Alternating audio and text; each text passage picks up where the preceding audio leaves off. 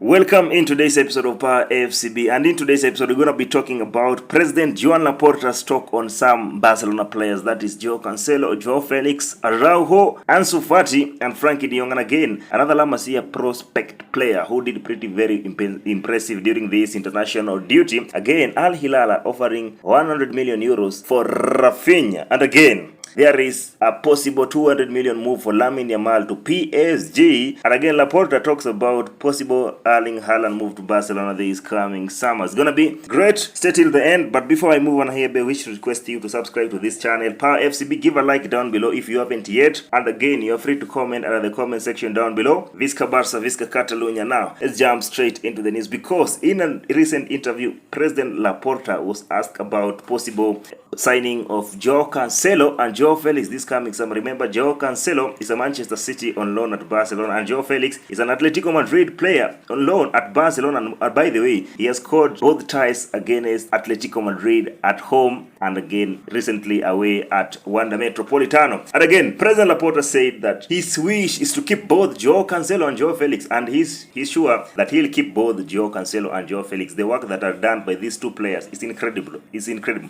Honestly, most especially Joao Cancelo have done a very impressive work. Leave alone Joao Felix, who has had his struggles with consistency, but all the time he has been on fire. He has been one of the best players on the pitch for Barcelona. And leave alone the injuries. I mean, Joao Felix have done really well, especially in the Champions League and again a few games in the Liga. If you remember games against Real Betis, the goal that he scored and was nominated as the goal of the month in January. I mean, that was pretty impressive. Joao Felix did very well against Atletico Madrid, and we hope that he'll continue doing that in the Champions League, most especially right now that you're going to face Paris Saint-Germain. And it's been normal for Joao Felix to score in a match that he's very heavily criticized. It's like he likes that critic environment whereby he always proves the fans wrong, and knowing how PSG plays, they like criticizing other players, and that might be a very good environment for Joao Felix to shine for Barcelona and probably sign a victory for Barca to the semi-finals of the Champions League. Let's talk about Joao Cancelo, because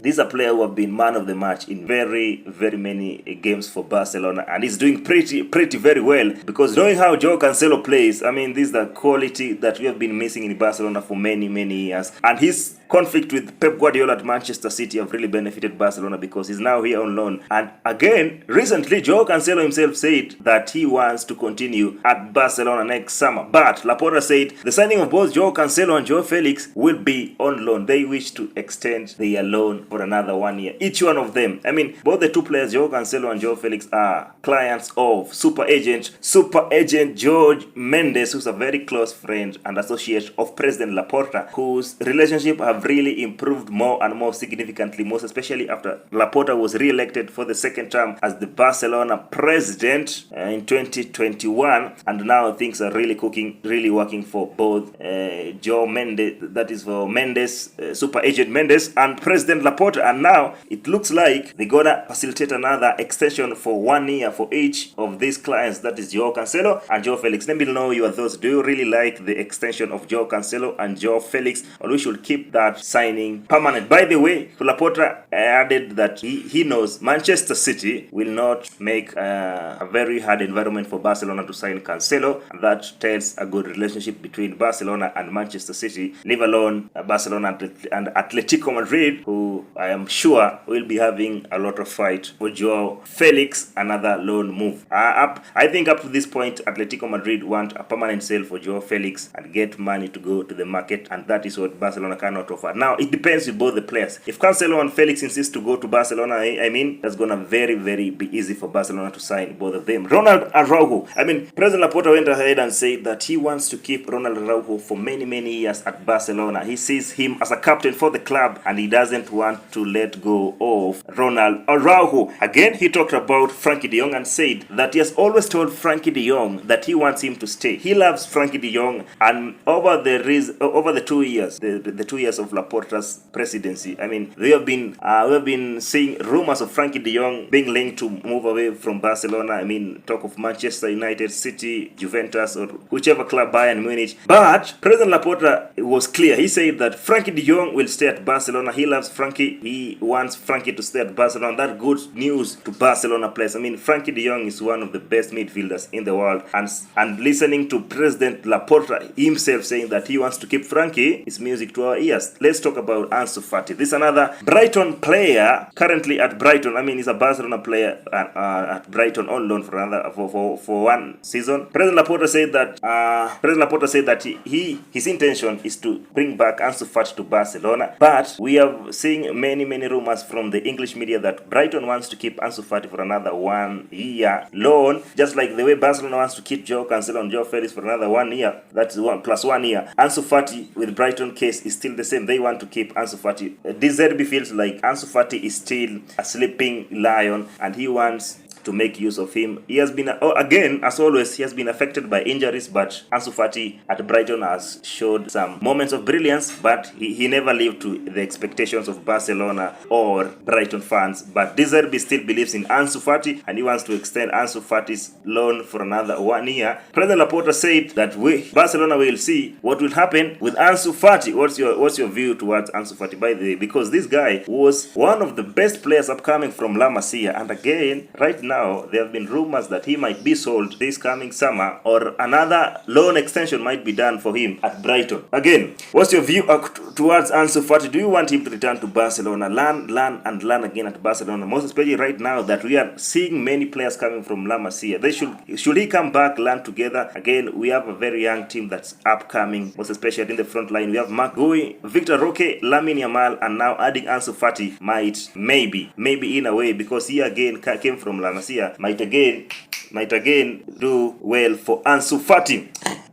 Another La Masia player, another La Masia player who did very well for Senegal in this international duty is none other than this player, Mikayil Faye. I mean, Mikayil Faye has been brilliant since the beginning of the season. He joined La Masia this summer and he did very impressive, very well, but he has never gotten a chance to play for the first team, and he's doing very impressive. He scored a goal for Senegal from almost the center of the pitch. That was a wonder strike from far, and that was super fantastic. Again, Joan Laporta went ahead and talked about 200 million euros received by a club. He never really mentioned the club, for Lamine Yamal. But 1 week ago, we had this breaking news that Paris Saint-Germain had offered 200 million euros to Barcelona to sign Lamine Yamal as a replacement for Kylian Mbappe, who is on the verge of joining Real Madrid next summer. They want to replace Mbappe with Lamine Yamal, but President Laporta said no and rejected the 200 million euros instantly. Good news to Barcelona, and let's see what will happen with Lamine Yamal, because that is football heritage for FC Barcelona. Again, another intriguing news concerning Football Club Barcelona. It's like every day we are having breaking news. Al Hilal are offering 100 million euros for Raphinha, and they are again offering Raphinha 3 times the salaries currently earning at Football Club Barcelona. I mean, 100 million euros for Raphinha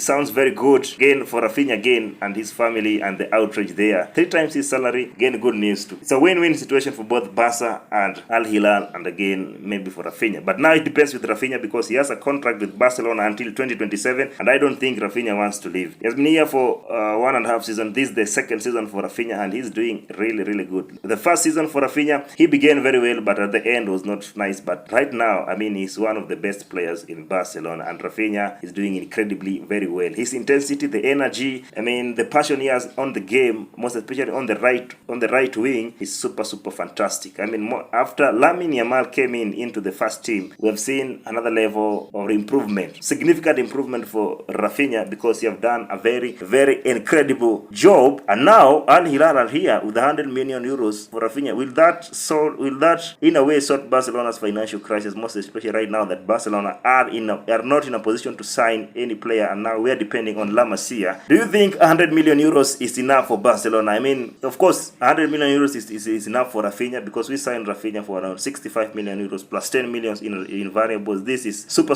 profit. But letting go of Raphinha, most especially this season that he has been on top, for me, it's a loss for Barca. I mean, I would like to have that 100 million euros, but selling Raphinha and is improving day by day for this club is kind of a big risk. But let's see what will happen. I mean, we don't need that 100 million euros much more, because again we are still having players from La Masia. Please, let's have players from La Masia, players like Kubasi, Faye, Lamine, and many other players, Fermin Lopez, and many other players. Now, Laporta, on the last news, Laporta again was asked about the possible signing of Erling Haaland, because Real Madrid signing Kylian Mbappe, that led to obvious the topic of whether Barcelona can sign Erling Haaland, because even before he joined Manchester City, Erling Haaland was heavily linked to a move to Barcelona in 2020, 2021, but that move never happened. And he said up to this point, Barcelona don't have the capacity to sign Erling Haaland, and because that could demoralize the atmosphere in the Barcelona dressing room financially, because most of the players, most of these big signings, I mean the Haaland, the Kylian Mbappe, they earn incredibly large amount of money that might distort the rest of the members in the group, because they're all playing in the same club on the same pitch day in day out. They don't want to spend much money on one player and leave the rest, and that might distort the financial atmosphere in the dressing room. Again, he talked about Kylian Mbappe massive wage. He said that the amount of money that Real Madrid are offering Kylian Mbappe, according to what he has been reading on the newspapers, is that might lead to Real Madrid either selling one of their players, again distorting the atmosphere of the dressing room because of that kind of money earned by Kylian Mbappe. Up to that point, I come to the end of today's episode of Power FCB. I hope you enjoyed the video. Visca Barca,